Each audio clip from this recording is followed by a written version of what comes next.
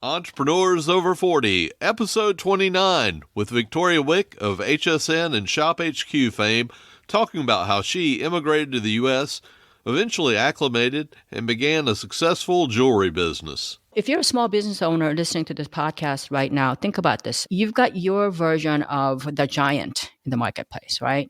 Those giants are never going to feel like they're your neighbors. They're never going to feel like they're lovable, kind, and caring. They're not evil. I think that when you're a small entrepreneur, use the fact that you're small, that you're not perfect, that you are evolving, and that you try harder, and that you are better at elevating that experience. Use your personal story, your personal journey, your imperfections, and ask them to help you improve your products, improve your service. Americans love underdogs.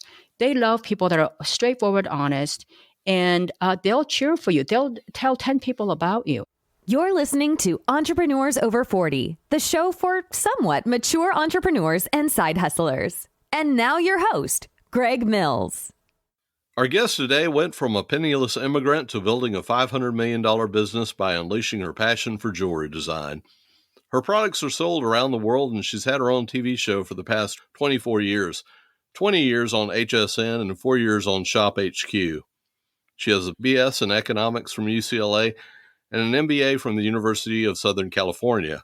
She's created the Million Dollar Passion podcast to help others turn their passion into profits. She's also written 2 books, Shattered Sky, a science fiction novel that's upcoming, and $1 Million Hobbies, a how-to book that'll be released in 2022. Without further ado, Victoria Wieck.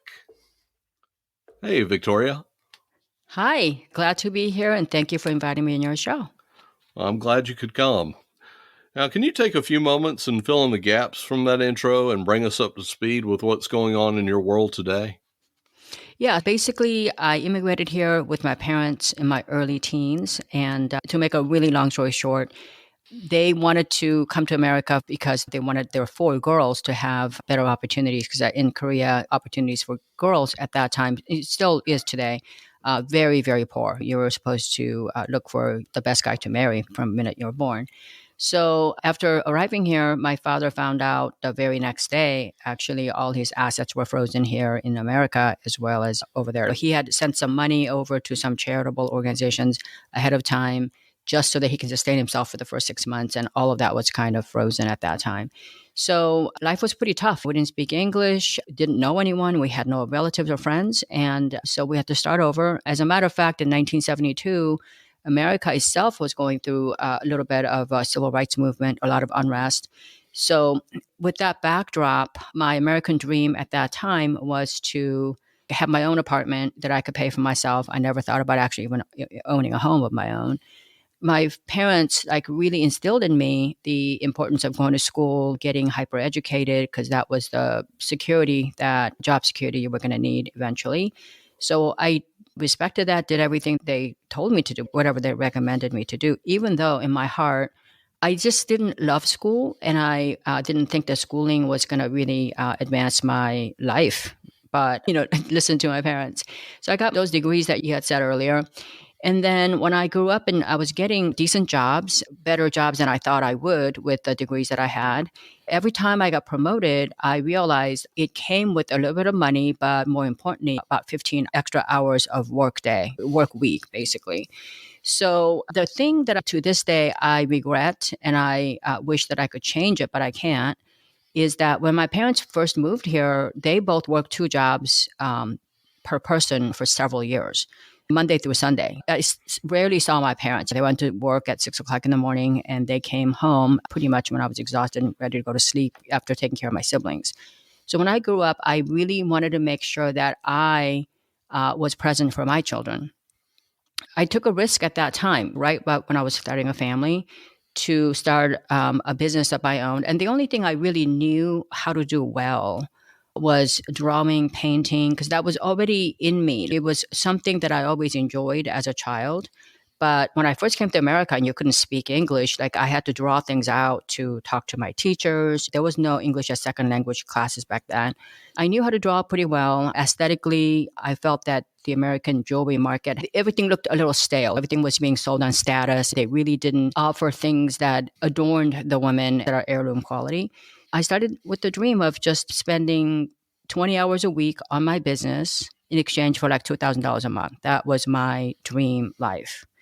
I thought if I really got lucky, I might even make $3,000 a month. And in that case, I could actually save a little money for my kids to have at some point. So within the first 18 months, I actually did more than $1 million. I eventually ended up doing 9 figures, and my business is global. It's in something like 35 different countries, over 70,000, different outlets actually carry my stuff. So that's my story. That's pretty incredible. Now, it sounds like your parents helped instill a very strong work ethic in you. Was anybody in your family entrepreneurial besides No. yourself? No.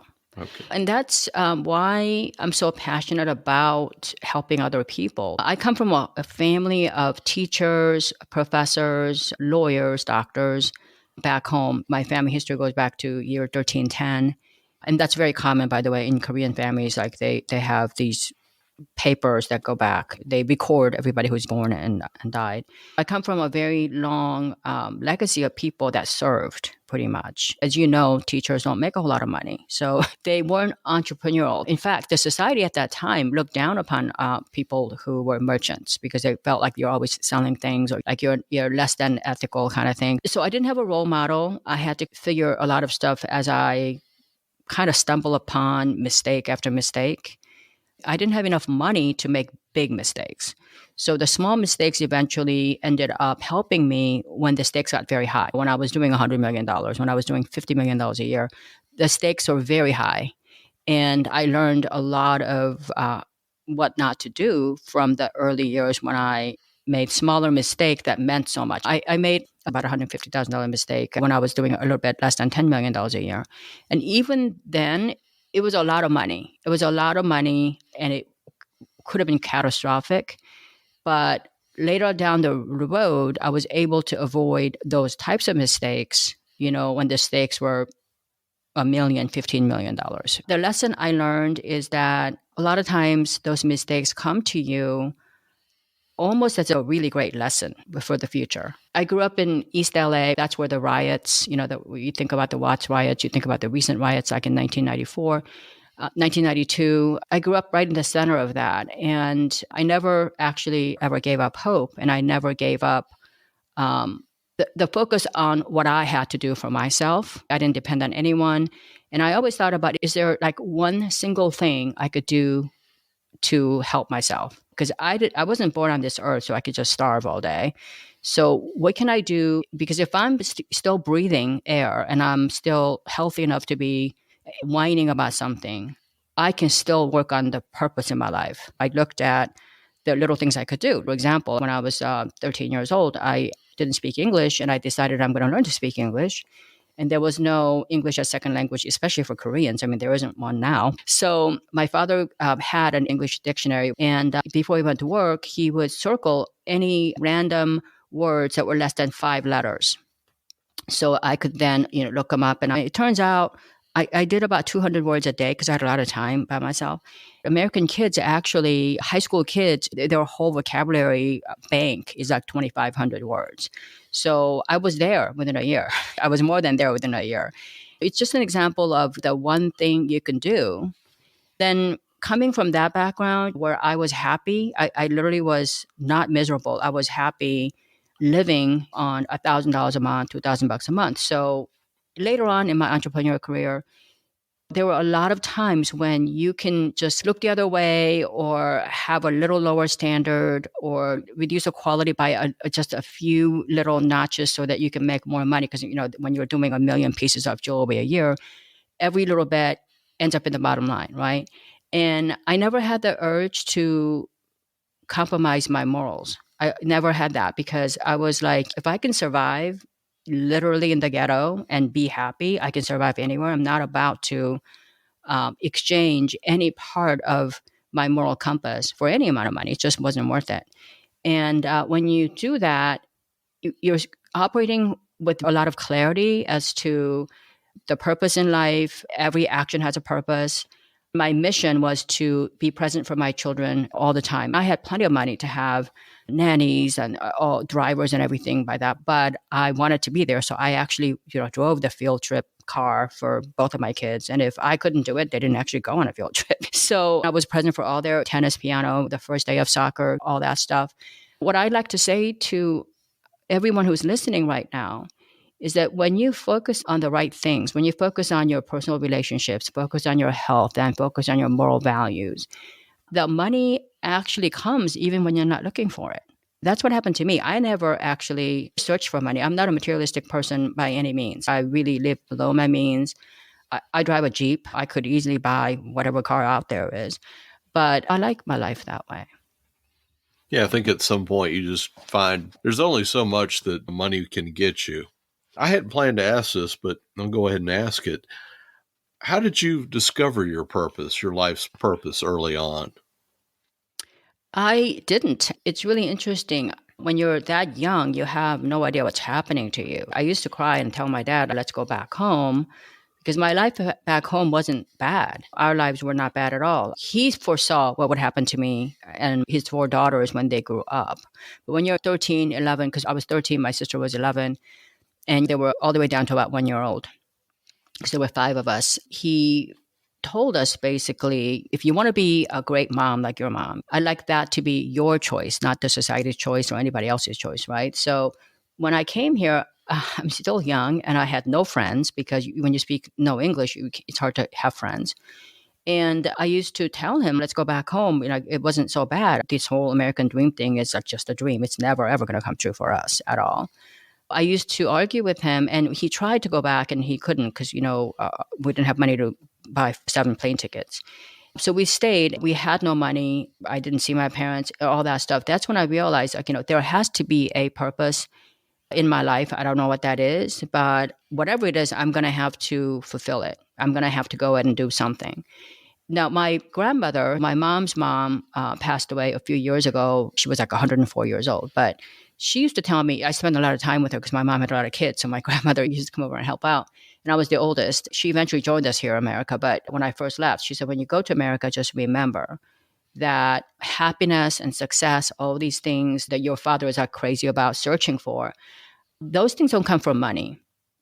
And so remember, I come from a whole family of people who didn't search for money, but they were comfortable.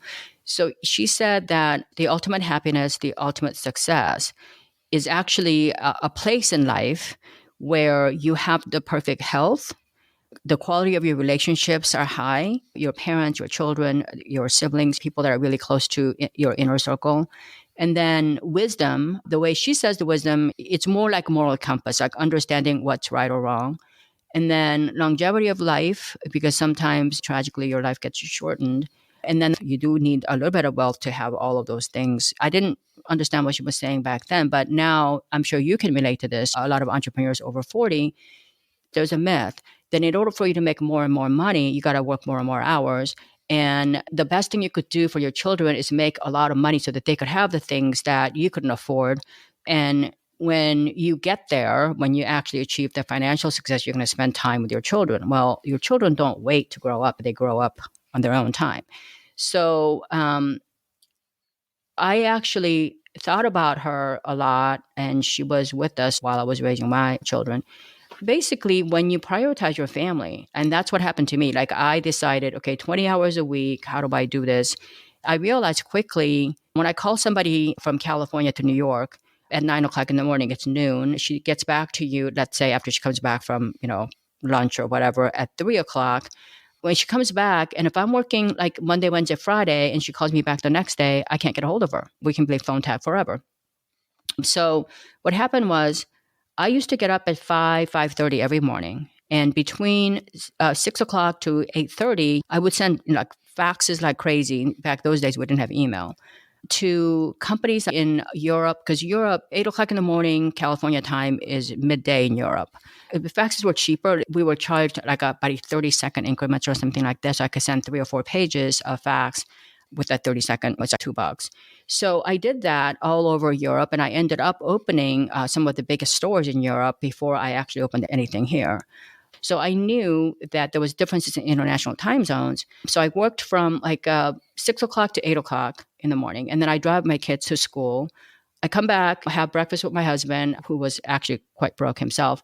So we had our breakfast. He went to work. He's in a different business. Then I worked the time zones into like Dallas. Dallas had Neiman Marcus, J.C. Penney's, American Airlines, Zales, Case Jewelers. I called on a lot of those people. I worked on it till about 2 o'clock my time.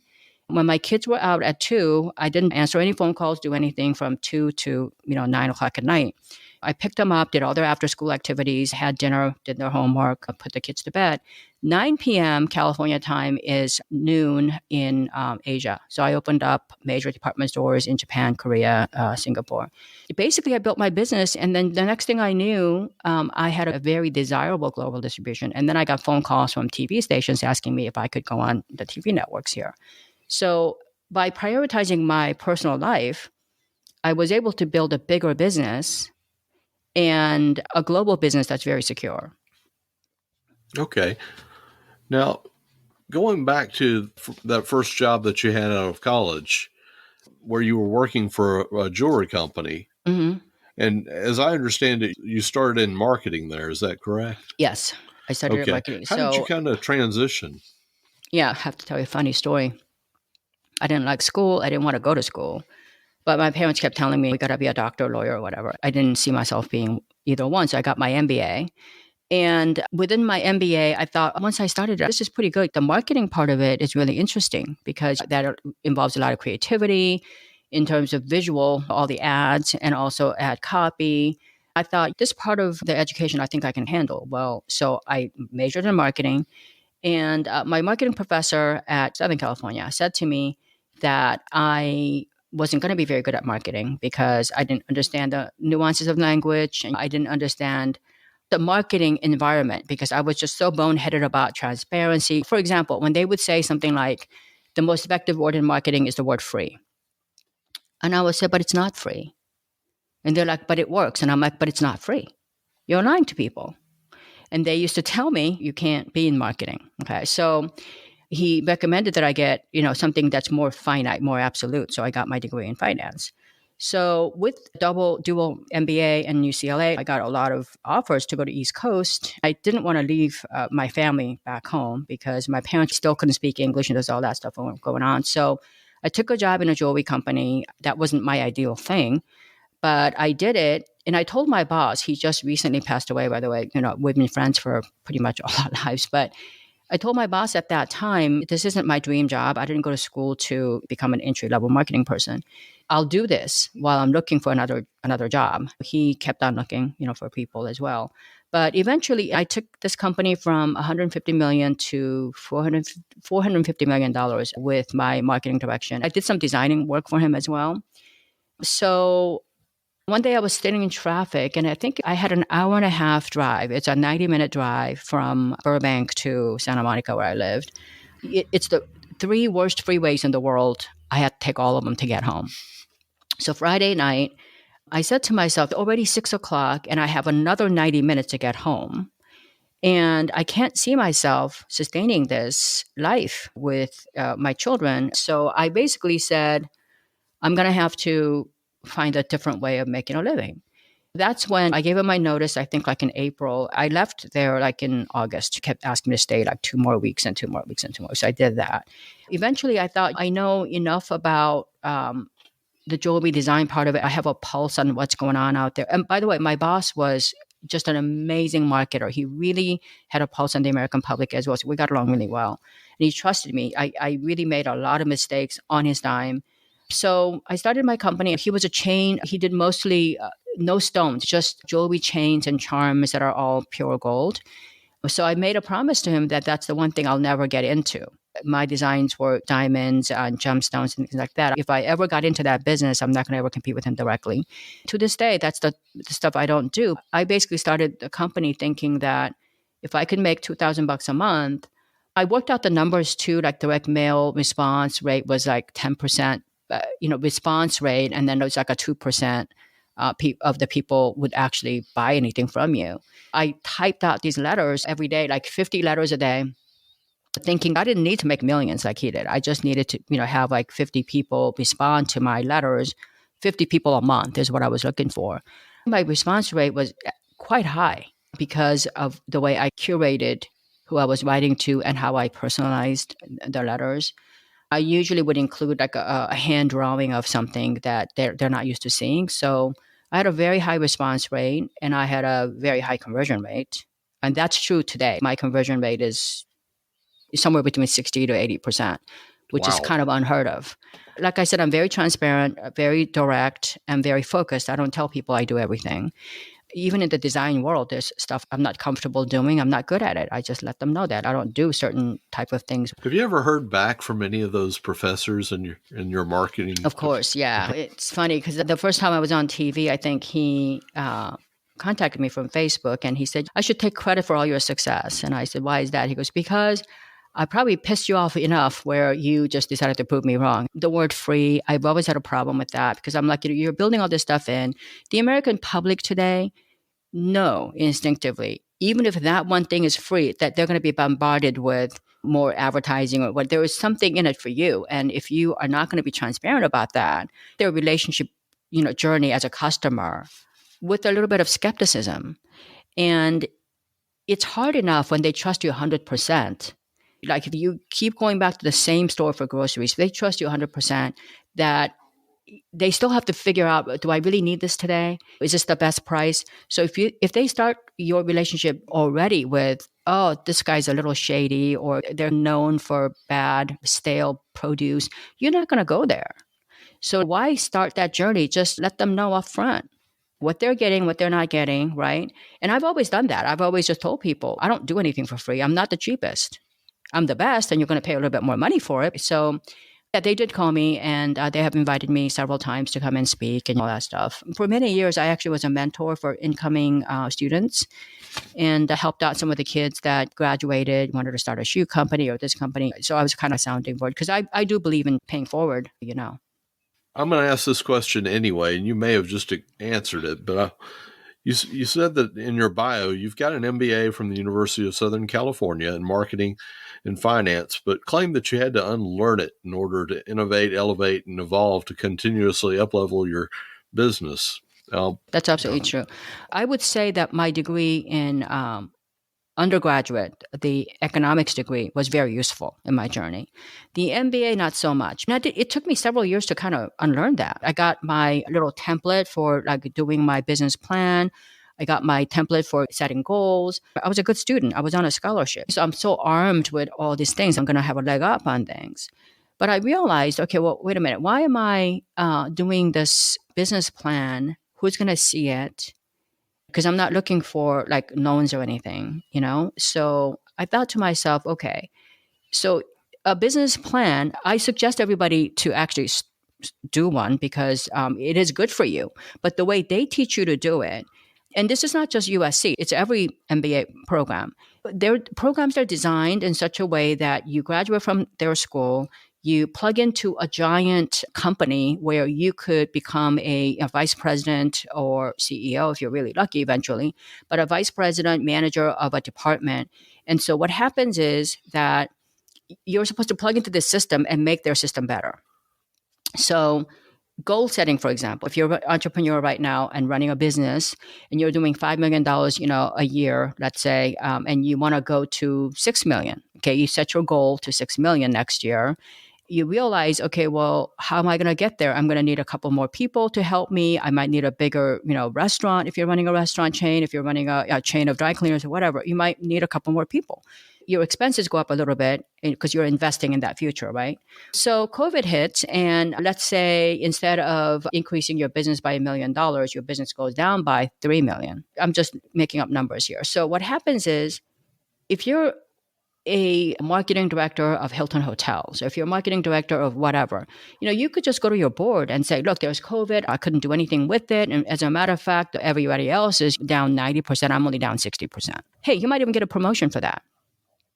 But the small business owner that's had to, invest their money and put everything that he owns on the line every day. Now, all of a sudden, instead of $6 million, you are now doing $2 million.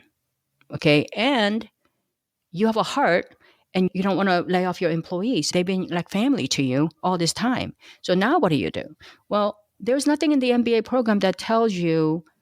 So the point I'm making is, in the MBA program, when they tell you how to do all this stuff, you're literally playing with everybody else's money. So there is no emphasis on risk management in any of those plans.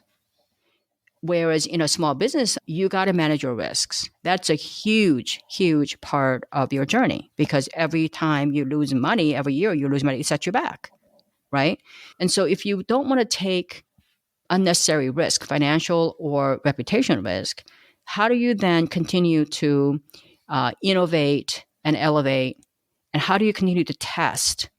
So like when I have a show, in fact, that's why I told you today I had to get off in 15 minutes, because I actually am going to be going on a live show, my TV show on SHOPHQ. So every hour. I want to shout out. Every hour that I'm on, for example, I have these show sheets.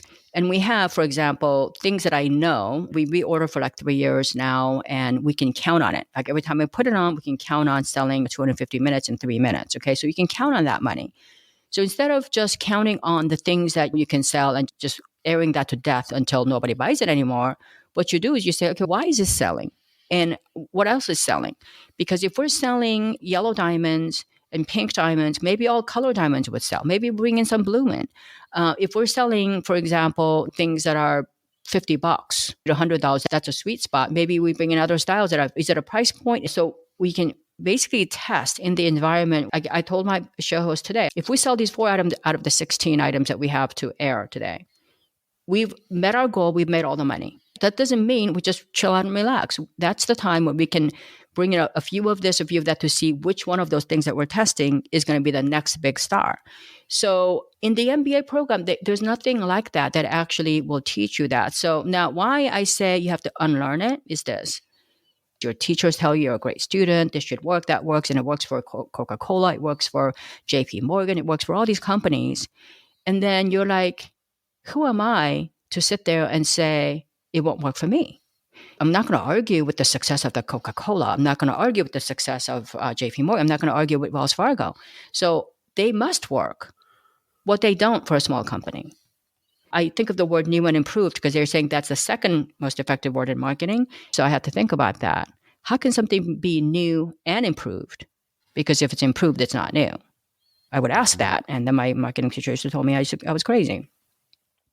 But it's a fact. I would say being transparent. It turns out I did sell over 10 million pieces of jewelry, but out of need, at the time I started my company, I only needed 50 people to buy 2 things. I don't even need millions of people. I want 50 real people who's going to actually really like my designs for whatever reason I designed it and be willing to pay a fair amount of price for that. More to your point about the MBA and, trying to apply marketing principles that help Wells Fargo or Coca-Cola. It doesn't work for us. Yeah, those brands have been beating their advertisements into the American public for almost centuries. If you're a small business owner listening to this podcast right now, think about this. Whatever category you're in, if you come up with a new type of flavored water, or if you came up with, new type of dishwashing detergent, whatever, you've got your version of the giant in the marketplace, right?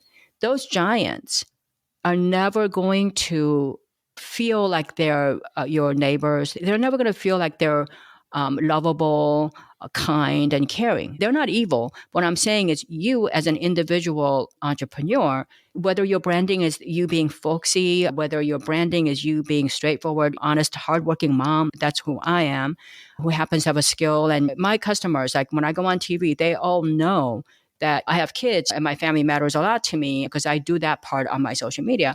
So they understand that I'm relatable, I'm vulnerable, and that but with my imperfections, I try my hardest to please them. And I'm not going to get it right all the time. It's okay. And I'm very open about that. I think that when you're a small entrepreneur, use the fact that you're small, that you're not perfect, that you are evolving, and that you try harder, and that you are better at elevating that experience. Think about Starbucks. Before Starbucks was a huge company. I remember going to Seattle, like when they were just opening their first couple of stores. They took a simple thing like coffee that everybody drinks. It was like 39 cents everywhere, and you got refills forever. They're now charging up to $5 a cup, basic cup of coffee, because they elevated that experience. You get it your way. It's kind of chic to stand in line and, have a conversation and do all this stuff at Starbucks. So now they're a huge corporation. There's a lot of mini Starbucks happening all over Southern California now. But the point is that use your personal story, your personal journey, your imperfections, and ask them to help you improve your products, improve your service. What can I do to make it 100%? What can I do to make it a home run experience for you? Americans love underdogs.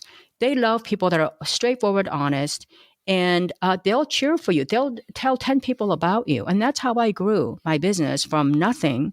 I was looking for like 50 people. And, I ended up selling somewhere between 10 to 15 million pieces of jewelry in my career. It's just because those people who loved my product told 10 more people, and those 10 people told 100 people, and it just went into millions. Yeah, that's a great story. Now, let me ask you this. If, say, I'm an inventor or an entrepreneur, how can I get one of my products onto either ShopHQ, HSN, whatever have you? There's many, many ways you can do this. It's tough to just invent something and get it there. These TV stations have huge liabilities. If you invented like a cosmetics item or something like that, you're going to need a lot of trials and studies and everything. Luckily, I'm selling jewelry and not something that actually is skincare or ingestible. Like I said, I'm selling rubies. What happens is if I'm selling 10,000 units on that day and just one piece, the rubies were mixed in, with the ones in Africa or Brazil or whatever, or just the one piece, instead of it being 2 carats, it was 1.97 carats, they will actually shut you down. So what happens is when you're inventing something, you can't just go, hey, I invented something. Are you interested? You really do need to have all your documents in order. And that's just the beginning of it. If you want to contact them, you just basically have to show them how you can make them money. And you have to have a plan. Okay, how you can make the money. I was on Japanese TV for many years until I actually gave that up. I didn't want to have to fly all over the place. But at one time on the network I was on, I was doing 50% of their total jewelry business. They had 40 people, 40 designers going there, and I was doing 50%. Wow. So when I went to Korea and other places, I tell them, you know what? I go to the network in Japan 4 times a year. I'm doing their 50% of their business. If you want to talk to me, here's my number. That's different than, hey, I invented this. Well, you want to put me on. So I think that you have to talk their language. You have to make sure that your product works and make sure that it adds value to other people's lives. Because ultimately, as entrepreneurs, there's only 2 ways you make money. Is you really have to add value to other people's lives, and you have to actually make sure that you can bring it to a lot of people.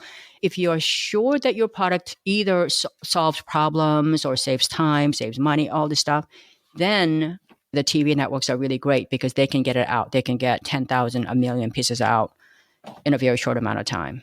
I know we're coming up very close on when you need to leave. So this will be like the last big question. And you get to pick. We can either talk about your podcast or about your upcoming books. Yeah, so it's the same thing because I created the podcast to really market the book. Okay. Now my legacy is to help create 1 million millionaires with the information that I have, all the things that I've learned.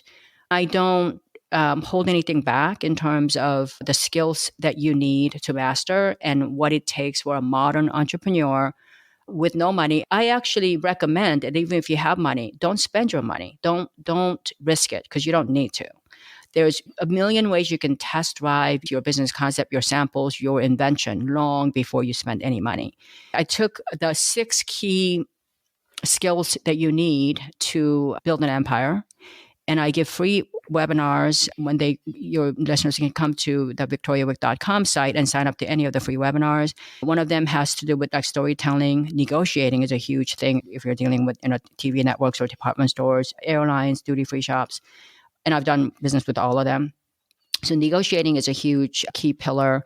building a brand, understanding the difference between building a brand versus building a business. That they're two very different things. And then how to actually build a customer-centric company, like how Amazon did theirs.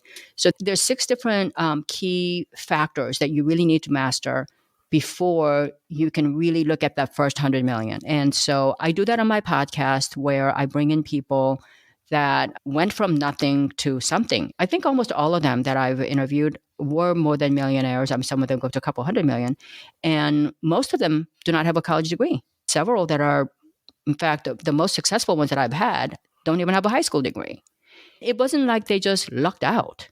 It's just you keep on building. You keep on having that pulse and focus and basically run a business that's purpose-driven. So I like to invite everyone to come to the victoriawieck.com. They can listen to the podcast. The book is not out yet. It's actually being shopped at many of the publishers. It's going to be published in 2022. I definitely want to have you back on. I've got a ton of other questions, but let's get ready to wrap this up. Has there been anything that I have not asked that you'd like to cover? No, I don't particularly love talking about myself. I think America is an amazing country. Coming in here as an immigrant, all those years I used to tell my dad, let's go back home.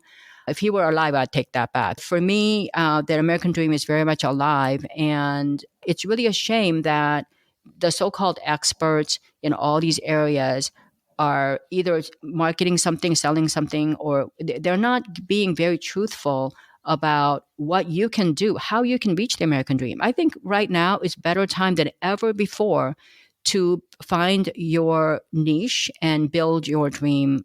In the middle of COVID, everything shifted. Our way of living, making a living, going to work, how we travel, how we shop, where we shop, all of that has shifted, and we're going to continue to shift. And with those shifts come a lot of opportunities for a savvy entrepreneur to come in and meet the need and make a little bit of money. If your goal is to spend more time with your family and along the way make money, I'm the living example of that.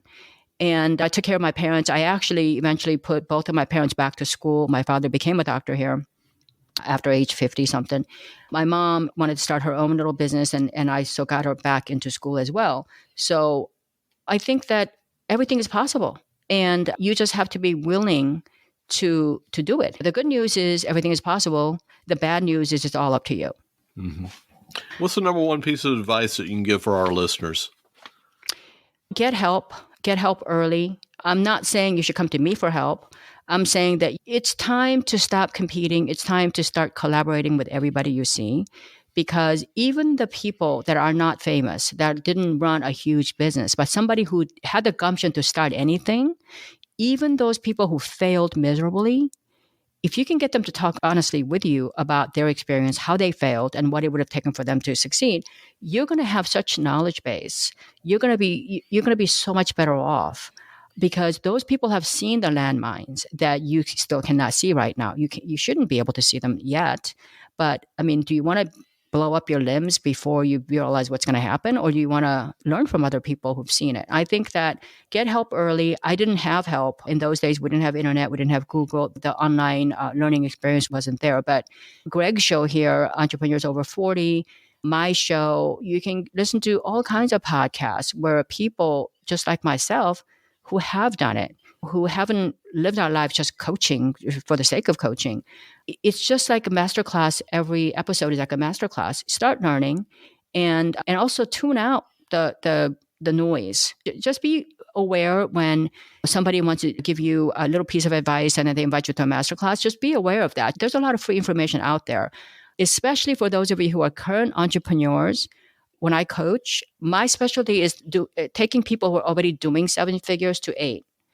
Because they have a very different challenge, very different stress levels, a lot more money is at stake. It's just a lot different. But if you're currently running a business that's not 7 figures, that's 6 figures, and you feel like you're working more and more every year to make the same money, there's so much free material, completely free, and you're going to learn some amazing things. So I would say get help other people. And the other things, whenever I've helped people, I've learned about their businesses, about their challenges. It makes me a better person. It makes me a better, teacher. Some of them actually has helped my business just because some of the things you're used to doing all the time, you don't see where other people do. I'm like, oh my God, I should have thought about what you do all that time. It's a better place when you share ideas. And I just think that everything is possible in America.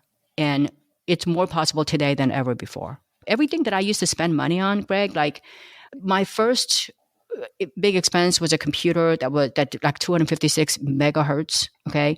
And it was black and white. They used to crash on me every 5 minutes. I had to save the thing. It was $4,000. My fax machine was like $400. Today, you know what? I used to have a Sony camera. I couldn't produce catalogs. It was too expensive. So I used to like take pictures with my camera. Today, your iPhone takes better pictures than almost anything. All the information you need is on Google, on podcast, everywhere else. Calendar, all this stuff is free. So you know what? You just have to get your mind in order, your priorities in order, figure out what your purpose is.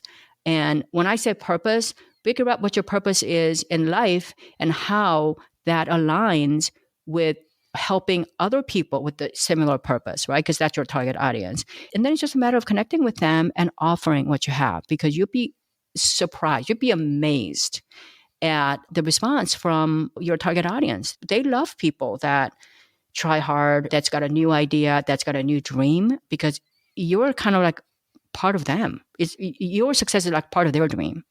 So just don't ever undersell yourself. And by the way, I know your podcast says over 40, but at any age, it's never too early or too late to build your dream. Because if you're working for somebody else right now and you're not working on your own dreams, chances are you're working to build somebody else's dream for very little money. And that's a poor deal. Mm-hmm. Yes, ma'am. What is the best way for people to check you out and get in touch with you, Victoria? Come and check out victoriawick.com, Victoria, WIECK.com. And you sign up for any of the free webinars. I only do them once a month because I don't have a lot of time. I do them once a month. I do a lot of free speaking engagements so if you're like a charity or women's empowerment, come to that. I am the co-director of the Global Society of Female Entrepreneurs. So I do quite a few speeches there. And I am working on a program for creating 1 million millionaires. So I'm actually looking at building some scholarship programs for people that can't afford some of the classes they're going to actually have to take, because not everything is going to be free. For example, if you want to build a website, I don't do that myself. So that's my mission in life now, which is to build my legacy, because I think God's blessed me with it's just so much and things that I didn't even ask for. So I feel like I do have some obligation to perpetuate that to other people that deserve it. Well, we thank you for doing that. And that's a wrap. Thank you, Victoria, for being a guest on Entrepreneurs Over 40. Thank you. If you'd like to leave feedback on this episode or suggest a guest, you can reach me at eo40show@gmail.com.